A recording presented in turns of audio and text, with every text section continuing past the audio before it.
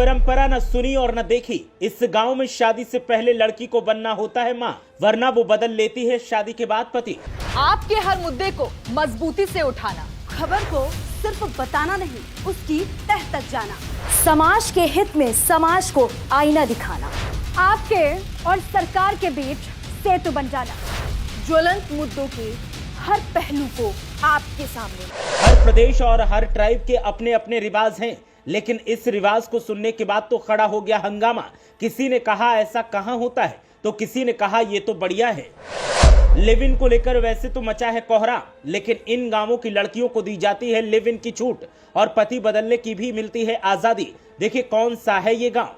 Live in को लेकर वैसे तो पूरे देश में बहस जारी है कि ये गलत है और देश की सभ्यता के खिलाफ है, लेकिन अगर अपने ही देश के कुछ कबीलों और समुदायों को देखा जाए तो इनमें लिव इन एक रिवाज के तौर पर है।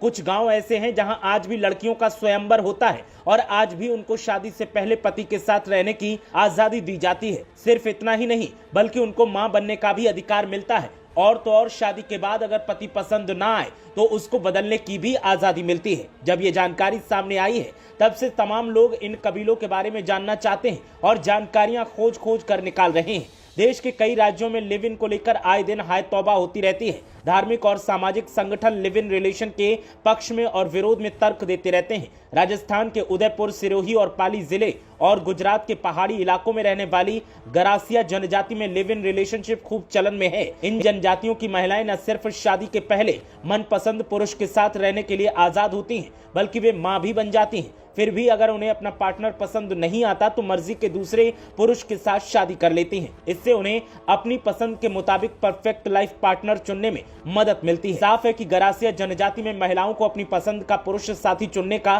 पूरा अधिकार है। वहीं इस जनजाति में शादी का कार्यक्रम 2 दिन तक चलता है। इसमें युवा पुरुष और महिलाएं इकट्ठे होते हैं और ऐसे व्यक्ति के साथ रहना शुरू करते हैं जिसे वे पसंद करते हैं। फिर वे बिना शादी किए एक दूसरे के साथ दंपत्ति की तरह रह सकते हैं। इसके बाद जब वो गांव लौटते हैं तो उनके माता पिता धूमधाम से उनकी शादी करवा देते हैं।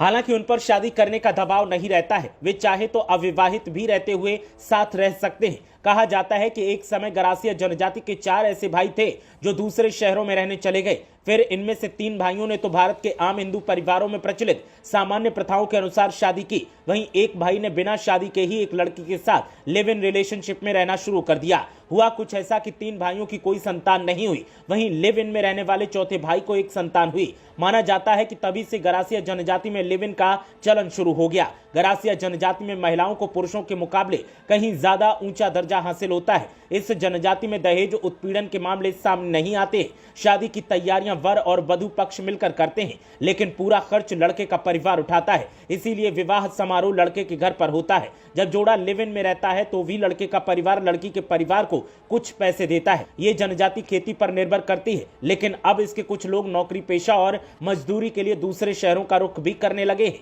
गरासिया जनजाति में धापा प्रथा के तहत 2 दिन का विवाह मेला लगता है। यहाँ से महिलाएं अपने पसंद के पुरुष को चुनकर उसके साथ भाग जाती हैं। फिर वापस आने पर वे लिव इन में रहना शुरू कर देती हैं। ये जोड़ा पर्याप्त धन इकट्ठा करने के बाद ही शादी करता है। शादी की सबसे बड़ी शर्त यही है कि उन्हें लिव इन रिलेशनशिप में रहते हुए माँ बाप बनना होता है। अगर बच्चा पैदा नहीं हुआ तो ये जोड़ा शादी नहीं कर सकता है। दोनों अलग हो जाते हैं और महिला दूसरे पुरुष को तलाश करती है।